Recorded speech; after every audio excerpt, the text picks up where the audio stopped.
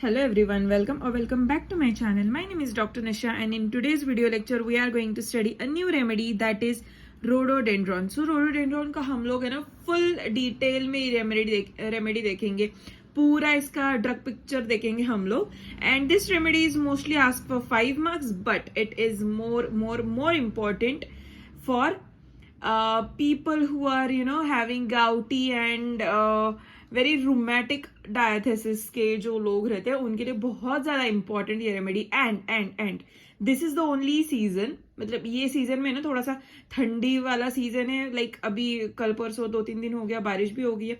So in this season this people starts getting this complaints. So ये जो थोड़ा सा थंडरी स्टॉर्म जैसे मतलब वेदर रहता है ना, तब उनके सिम्टम्स बहुत ज्यादा बाहर निकल के आते हैं. सो है ना, this is the helpful remedy for you guys. If you want then you can take out the notes. Otherwise for exam purpose if you are learning this remedy then you can आप इस book में से read कर सकते हो. जैसे मैं पढ़ा रही हूँ वैसे you can take a screenshot of it. Otherwise you can make a running notes out of the video.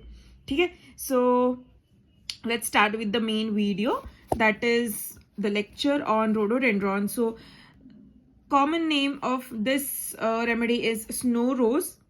Okay, and there is no things to write, like आपको है ना कॉमन नेम वगैरह लिखने की इतनी ज्यादा जरूरत नहीं रहती है 5 मार्क्स के लिए.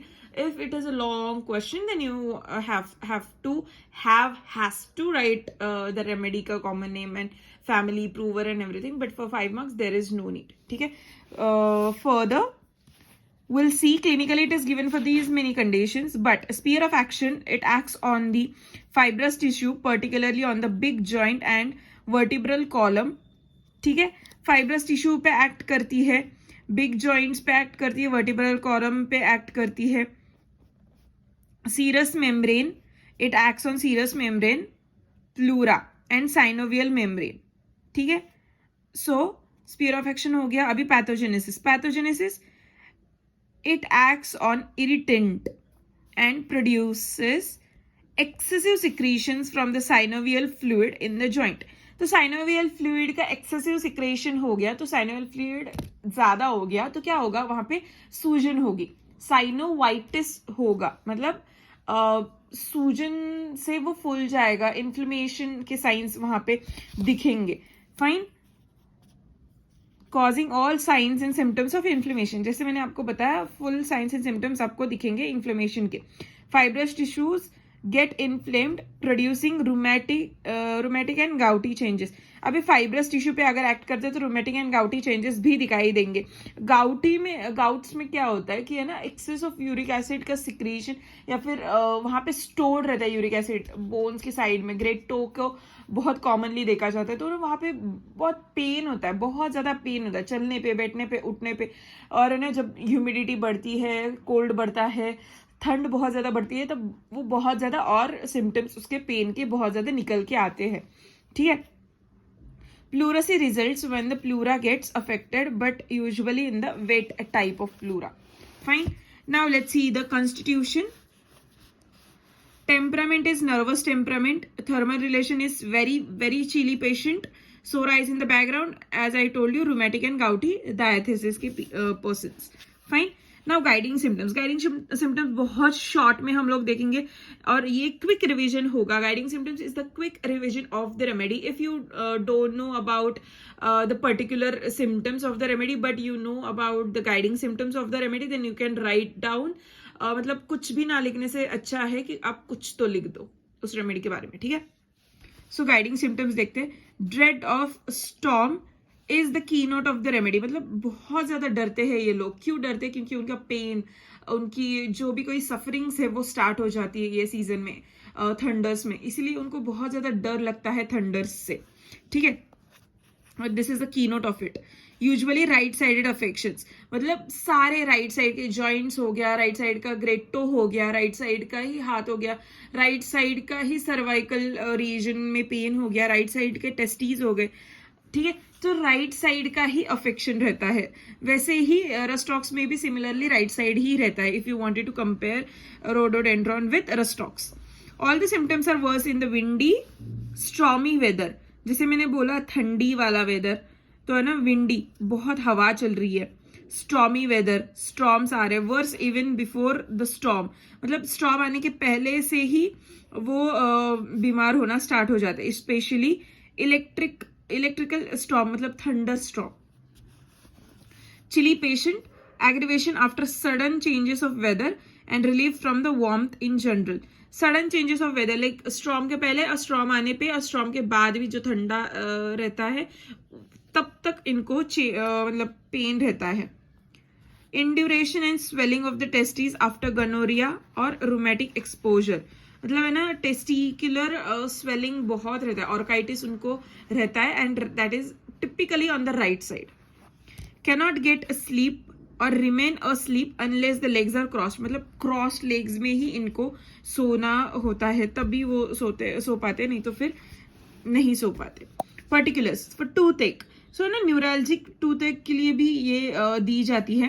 Like causation, in every spring and fall season sharp east wind cause होता है. Character, there is violent jerking pain, कैसा पेन है, violent and jerking pain in involving dental nerves like neuralgic from temple to lower jaw, मतलब temple reason से अगर ये face है, head है, सो टेम्पल रीजन से स्टार्ट होता है ये पेन, रेडिएट्स टू जॉ, ठीक है. एंड चीन विथ स्वोलन टीथ, यहाँ पे अगर टूथ है फॉर एग्जाम्पल तो ये साइड तो स्वोलन होगा ही होगा.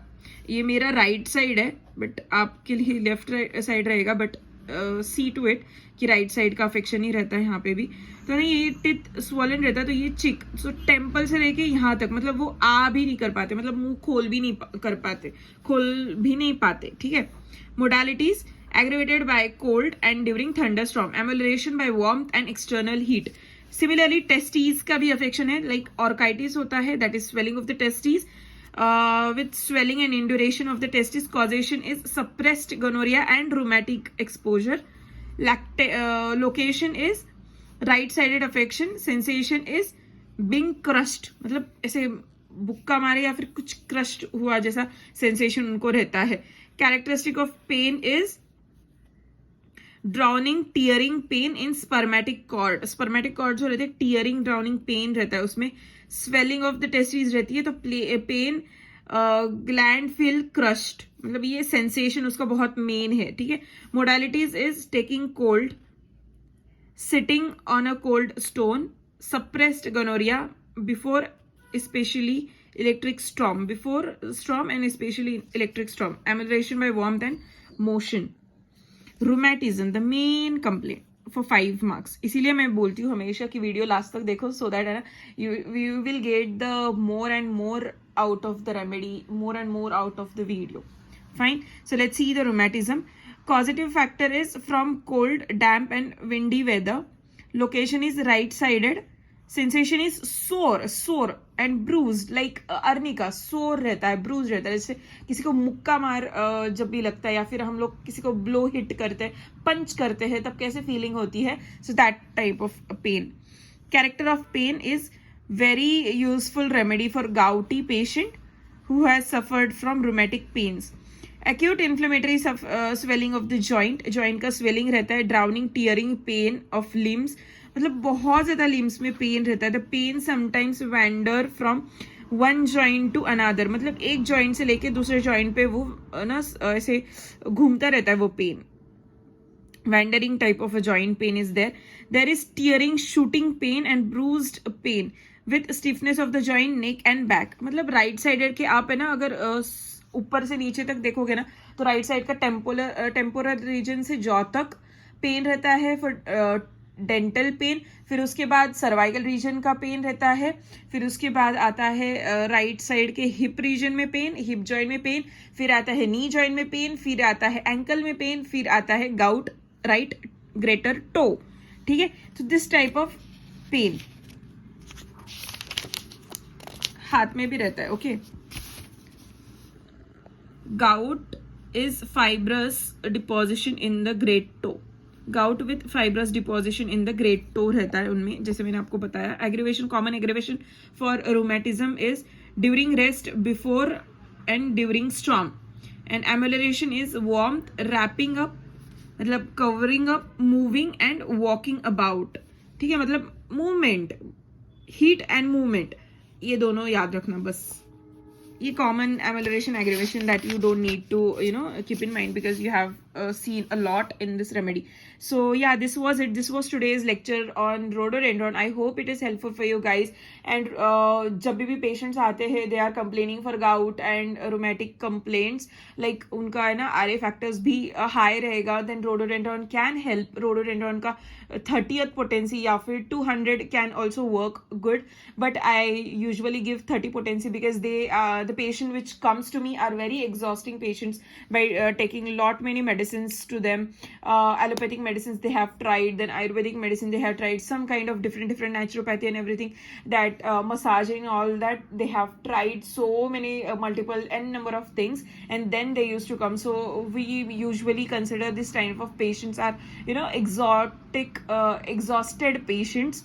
So at this age या फिर at this stage of the fate of disease, तो है ना हम लोग मोस्टली 30 potency देते हैं. Otherwise 6x potency also can work very well.